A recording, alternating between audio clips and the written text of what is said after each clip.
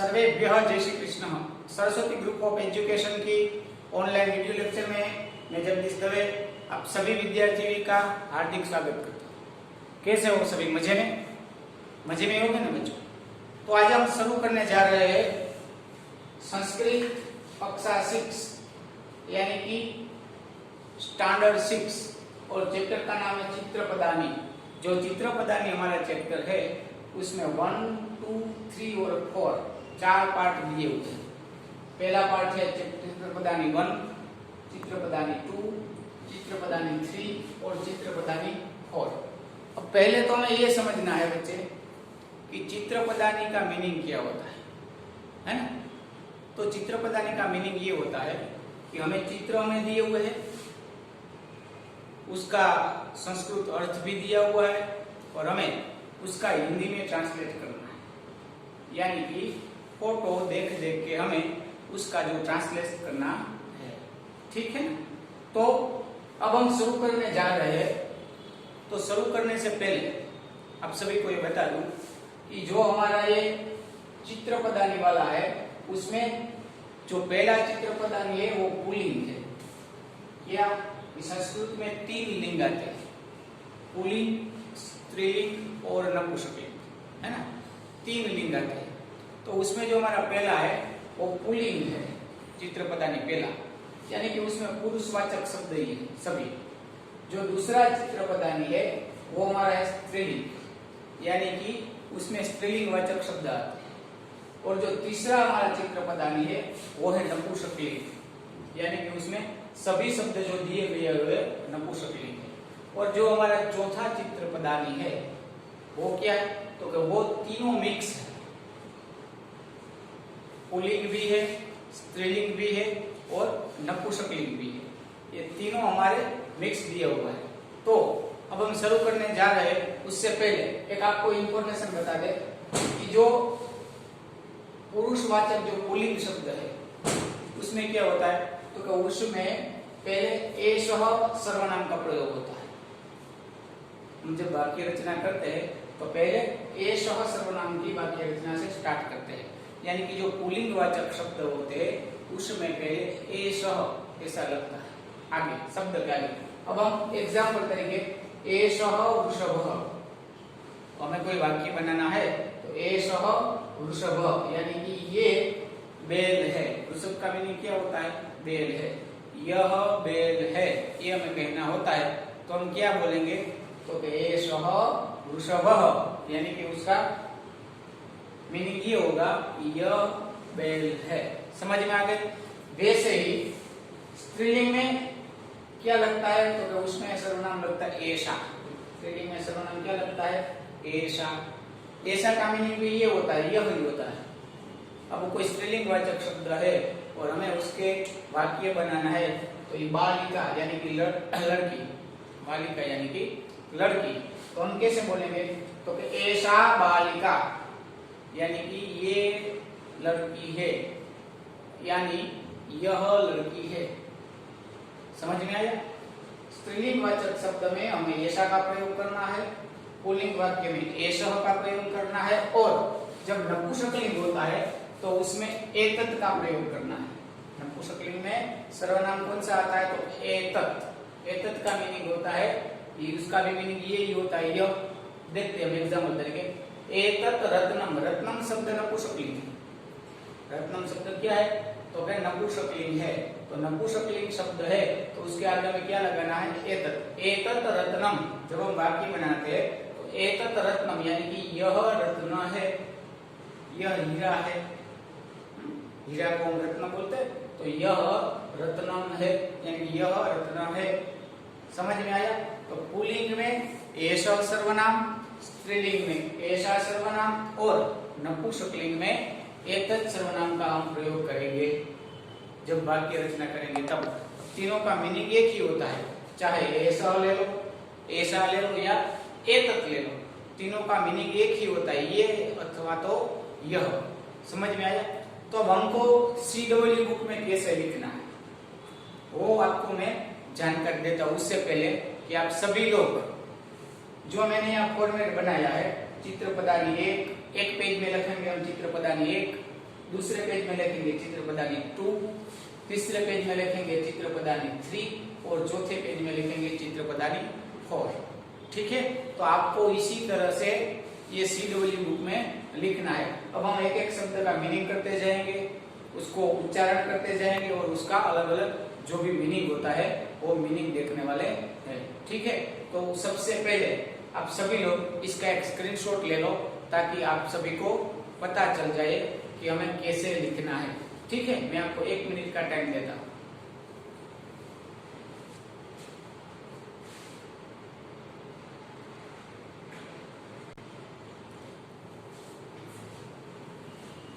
Okay बच्चों, तो आप सभी ने स्क्रीनशॉट ले लिया। चलो हम शुरू करते हैं। हमारी जो टेक्स्ट बुक है, टेक्स्ट बुक के अनुसार ही हम चलेंगे। उसमें दिया हुआ है चित्रपदानी 1, चित्रपदानी 2, 3 और 4। हम उसी को देख देख के स्टार्ट करने वाले हैं। ठीक है, तो चलो सबसे पहले शुरुआत करते हैं वृषभ। पहला शब्द क्या है? वृषभ। पहले हम उसका उच्चारण कर लेते हैं, वृषभ। अब मेरे साथ बोलना, हम दो बार एक एक शब्द बोलेंगे, बराबर। वृषभ, उसके बाद गर्दभ, गर्दभ, मेषः, मेषः, नकुलः, नकुलः, मयूरः, मयूरः, काकः, काकः, तालः, तालः, दीपः, दीपः, घटः, घटः, सर्पः, सर्पः, मकरः, मकरः, मंडूकः, मंडूकः। ठीक है, अब हम इसका मीनिंग लिखते हैं। चलो आप देख देख के लिखना है। यहाँ चित्र दिए हुए इसलिए तो इसको चित्रपदानी बोलते हैं। पहला शब्द क्या है? वृषभ। उसका मीनिंग क्या होता है? बेल। आपको इसी तरह से लिखना है, बेल। ठीक है, उसके बाद क्या आता है? गर्दभ। गर्दभ को हिंदी में क्या बोलेंगे? गधा, डोंकी जिसे बोलते हैं, गर्दभ यानी कि गधा। तीसरा शब्द है मेष। मेष शब्द का मीनिंग क्या होता है? तो कि भेड़, बकरी और भेड़ होते हैं ना, तो उसमें जो भेड़ होता है उसको बोलते हैं मेष। उसका मीनिंग होता है भेड़। उसके बाद आता है नकुल। कौन सा शब्द आया? नकुल, यानी कि नेवला, है ना। नकुल शब्द का मीनिंग होता है नेवला। उसके बाद आता है मयूर। तो मयूर शब्द को हम सब जानते हैं, उसका मीनिंग क्या होता है? सही, मोर। मयूर यानी कि मोर। उसके बाद शब्द आता है काकः। तो काक को भी हम जानते हैं, उसको क्या बोलते हैं? तो कौवा। क्या बोलेंगे हम? कौवा। ठीक है, उसके बाद आता है तालः। जो हम कहीं बाहर जाते हैं तो घर पे लगाते हैं ना, ताला। उसको हिंदी में हम क्या बोलेंगे? तो ताला। हम ताला लगा के जाते हैं तो ताला को बोलेंगे हम ताल। उसके बाद आएगा दीप। जो हम दीपावली पे और कई सारे प्रसंग पे जो हम जलाते हैं उसको क्या बोलेंगे हम? दीप को दीपक। हिंदी में क्या बोलेंगे उसको? दीपक। ठीक है, दीपक। उसके बाद आता है घट। जो हम पानी पीते हैं ना, ठंडा ठंडा, गर्मी की सीजन में हम घर में लगाते हैं इसको, उसको क्या बोलते हैं? मटका, है ना। जो मिट्टी का बना हुआ होता है उसे हम बोलते हैं मटका। उसके बाद आता है शब्द सर्प। आप तो जानते हैं सब, उसको क्या बोलेंगे? तो साप। सर्प को क्या बोलेंगे हम? साप। उसके बाद मकर। मकर आपने देखा ही होगा उसको, वो जल में भी रहता है और जमीन में भी रहता है। उसको हम क्या बोलेंगे? मगरमच्छ। हिंदी में क्या बोलेंगे उसको? मगरमच्छ। उसका मीनिंग होगा मकर का मगरमच्छ। और उसके बाद लास्ट मंडूकः। जो हमें ये वर्षा ऋतु में, यानी कि जब बारिश होती है तो ज्यादा दिखने को मिलते हैं, मंडूकः। यानी कि उसको क्या बोलेंगे? मेढक। क्या बोलेंगे? मेढक।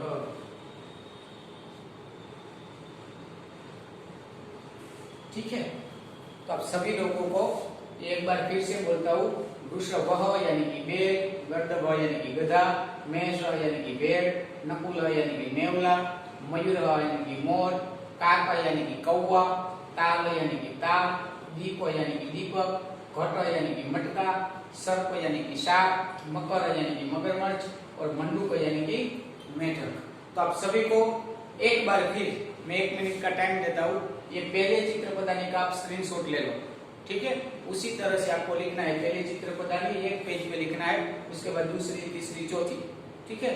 तो पहले आप 1 मिनट में ये इसका स्क्रीनशॉट ले लो।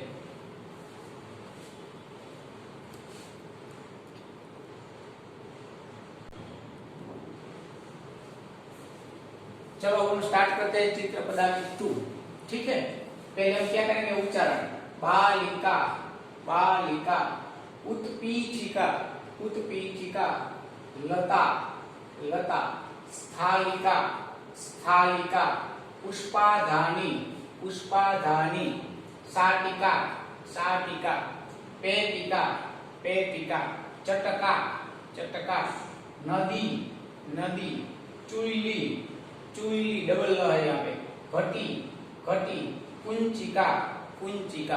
तो आप सभी को अच्छी तरह से उच्चारण आ गया होगा, ठीक है। तो चलो अब हम भी उसका देख देख के मीनिंग लिखते हैं, ठीक है। पहले है बालिका यानी कि लड़की, बालिका यानी कि लड़की। उसके बाद आता है उत्पीठिका। उत्पीठिका को क्या बोलते हैं, मेज, जो में लिखने के लिए होते हैं ना घर में हमारे। हम जब स्कूल में जाते हैं तो वहां भी मेज होते हैं, टेबल बोलते हैं उसको इंग्लिश में, ठीक है। इसी तरह मेज। तीसरा शब्द है लता। लता यानी कि जो बेल होती है हम घर में लगाते हैं, उसको लता ही बोलते हैं। हिंदी में भी उसको क्या बोलेंगे, लता। उसके बाद आता है स्थालिका। थालिका यानी कि जो हम खाना खाते हैं जिसमें, वो उसका हिंदी में क्या होगा, थाली, ठीक है। उसके बाद पुष्पाधानी, जो हम पौधे वगैरह उसमें बोलते हैं, उसको हम हिंदी में क्या बोलेंगे, तो फूलदानी, क्या बोलेंगे हम, फूलदानी, ठीक है। उसके बाद आएगा शाटिका। शाटिका यानी कि यहाँ हमको दिखाई देता है, शाटिका यानी कि साड़ी, जो हमारी मम्मी वगैरह पहनती है ना, साड़ी जिसको बोलते हैं, साड़ी। उसके बाद आता है पेटिका। ये पेटी है, जो गहना वगैरह हम उसमें रखते हैं, उसको क्या बोलेंगे, बक्सा। पेटिका यानी कि बक्सा,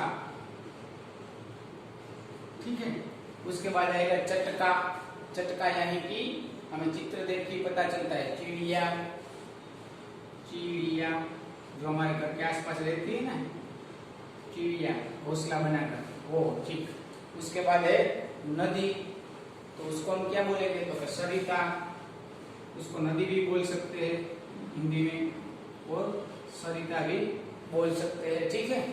और उसके बाद आएगा चूल्हा, जो हम रसोई बनाने के लिए गांव में अभी तक उपयोग करते थे पहले, और गांव में कई कई जगह अभी भी उपयोग होता है। जब गैस नहीं होता था तब पहले की बात है, चूल्हा। उसको हम क्या बोलेंगे, चूल्ही को, तो चूल्हा। चूल्ही को क्या बोलेंगे, चूल्हा। उसके बाद जो शब्द है घटी, जिसमें से हम टाइम देखते हैं, हमारे सभी के घर में होते हैं, उसको हम क्या बोलेंगे, घड़ी। क्या बोलेंगे, घड़ी, ठीक है। उसके बाद आता है कुंचिका।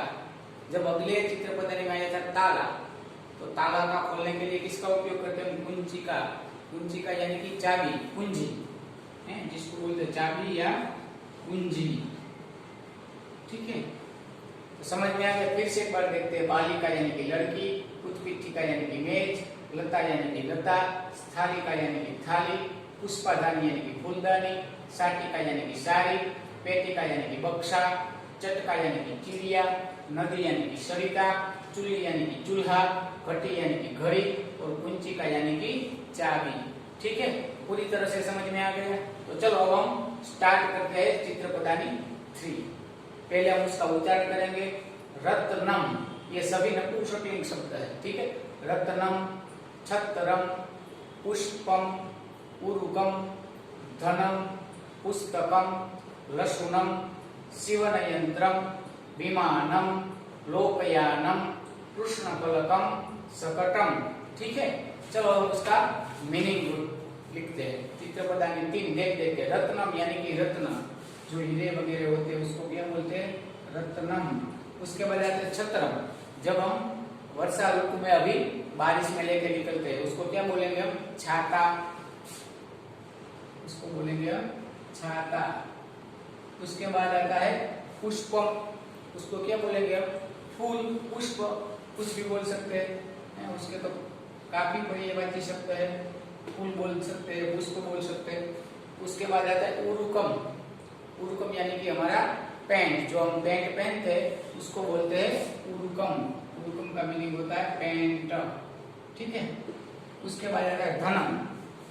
धनम यानी कि पैसे, रुपये, पैसे, उसको बोलेंगे हम पैसे, धन। उसके बाद आता है पुस्तकम। पुस्तकम यानी कि किताब, जो हम पढ़ते हैं उसको हम क्या बोलेंगे? किताब। उसके बाद आएगा लशुनम, जो हम खाने में लहसुन और प्याज का उपयोग करते हैं ना, लशुनम को भी हिंदी में क्या बोलेंगे? तो लहसुन ही बोलेंगे। उसको हिंदी में क्या बोलेंगे? लशुन। ठीक है, वो हम खाने में उपयोग करते हैं। उसके बाद आया सीवन यंत्रम। क्या आया? सीवन यंत्रम। यहाँ तो सीवन यंत्रम यानी कि सिलाई मशीन, जो हम कपड़ा सिलाई के लिए उपयोग करते हैं ना, सिलाई मशीन, उसको बोलते हैं हम सिलाई मशीन। ठीक है, उसके बाद आता है विमानम, जो आकाश में उड़ता है उसको हम क्या बोलेंगे? विमान। एरोप्लेन जिसे बोलते हैं ना, विमान। उसके बाद आएगा लोकयानम, जो हम एक शहर से दूसरे शहर जाने के लिए उपयोग करते हैं। लोकयानम यानी कि बस, जिसमें बैठ के हम जाते हैं ना सभी जगह, वो बस। उसके बाद आएगा कृष्णफलकम, यानी कि काला ब्लैक बोर्ड, जिसको हम हिंदी में क्या बोलेंगे? श्याम फलक। क्या बोलेंगे? श्याम फलक। ये जो मैं लिख रहा हूँ उसको क्या बोलेंगे? व्हाइट बोर्ड है, ये व्हाइट बोर्ड है। और जो काला होता है उसमें हम चौक से लिखते हैं, उसको बोलते हैं श्याम फलक। ठीक है, उसके बाद आता है शकटम, यानी कि बैलगाड़ी। बैलों के साथ छोटे जो गाड़ी गांव में होती है ना, बैलगाड़ी, उसको हम बोलते हैं शकटम, यानी कि बैलगाड़ी। तो ठीक है, फिर से एक बार बोलते हैं रत्नम यानी कि रत्न, छत्रम यानी कि छाता, पुष्पम यानी कि फूल, उरुकम यानी कि पैंट, धनम यानी कि पैसे, पुस्तकम यानी कि किताब, लशुनम यानी कि लहसुन, सीवन यंत्रम यानी कि सिलाई मशीन, विमानम यानी कि विमान, लोकयानम यानी कि बस, कृष्णफलकम यानी कि श्याम फलकम, और सकटम यानी कि बैलगाड़ी। ठीक है, तो चलो अब चलते हैं चित्रपटानी नंबर 4 जो दिए हुए हैं यहाँ पे। पहला चित्र है, पहले हम पढ़ते हैं। अंकनी, ग्रंथः, आभूषणम, करदीपः, चमसः, लवित्रम, अवकरिका, संचिका, पिपलिका, गणन यंत्रम, द्रोणी, पिंज। ठीक है, अब हम उसको चित्र देख के उसका मीनिंग लिखते हैं। पहला क्या है? तो के अंकनी यानी कि पेंसिल। अंकनी को हिंदी में क्या बोलेंगे? पेंसिल। उसके बाद आएगा ग्रंथ। ग्रंथ को हम क्या बोलेंगे हिंदी में? तो उसको ग्रंथ ही बोलते हैं। जैसे हमारे धार्मिक ग्रंथ होते हैं, बड़े बड़े पुस्तक हैं, श्रीमद् भगवद गीता, महाभारत वगैरह, उसको हम क्या बोलेंगे? ग्रंथ। उसके बाद आता है आभूषणम, यानी कि गहना। आभूषणम यानी कि गहना, अलंकार, उसको अलंकार भी बोल सकते हैं। उसके बाद आता है करदीप, यानी कि टॉर्च। जो बैटरी होती है ना हमारे हाथ में पकड़ने वाली जो बैटरी होती है उसको क्या बोलते हैं? टॉर्च। उसको हाथ बत्ती भी बोल सकते हैं। उसके बाद आता है चमच। चमच यानी कि चम्मच, जो हम साग दाल वगैरह लेने के लिए उपयोग करते हैं उसको बोलते हैं चमच। चमच। ठीक है, उसके बाद आता है लवित्रम। क्या आता है? यहाँ दिया हुआ लवित्रम, जो हम घास काटने के लिए खेतों में उपयोग करते हैं उसको क्या बोलते हैं? दरांती। क्या बोलेंगे हिंदी में? दरांती।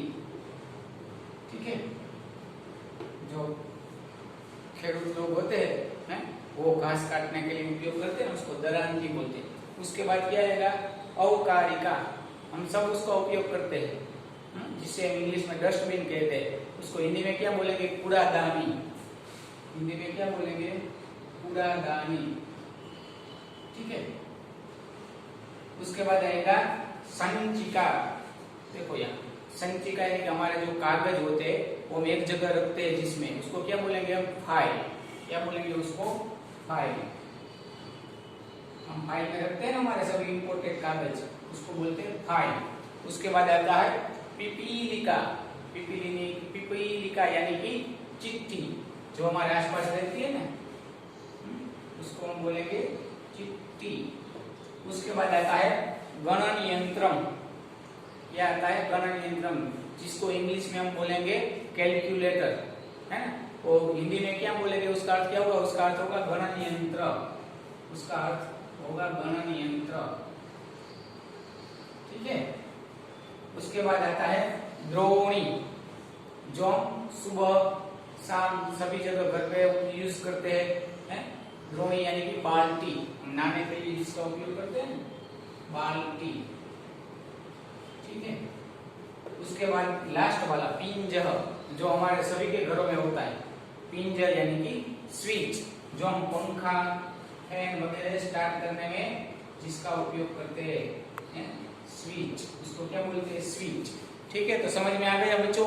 फिर इससे एक बार उच्चारण कर लेते हैं। अंकिनी यानी कि पेंसिल, ग्रंथ यानी कि ग्रंथ, आभूषण यानी कि गहना, कर्दक यानी कि टोच, चम्मच यानी कि चम्मच, लवित्रम यानी कि दरांती, अवकारिका यानी कि कूड़ादानी, संचिका यानी कि फाइल, पिपलिका यानी कि चिट्ठी, गणन यंत्र यानी कि गणन यंत्र, द्रोणी यानी कि बाल्टी और पिंजर यानी कि स्विच। तो बच्चों आप सभी को चित्र बताने 1, 2, 3 और 4 चारों समझ में आ गई होगी। अगर चारों समझ में ना आए तो वीडियो को रिपीट करके देखना, ताकि आपको पूरी तरह से समझ में आ जाए। और आपको CW बुक में वैसे ही लिखना है चित्र बताने 1, 2, 3 और 4। चलो सर्वेभ्यः जय श्री कृष्ण, जयतु संस्कृतम।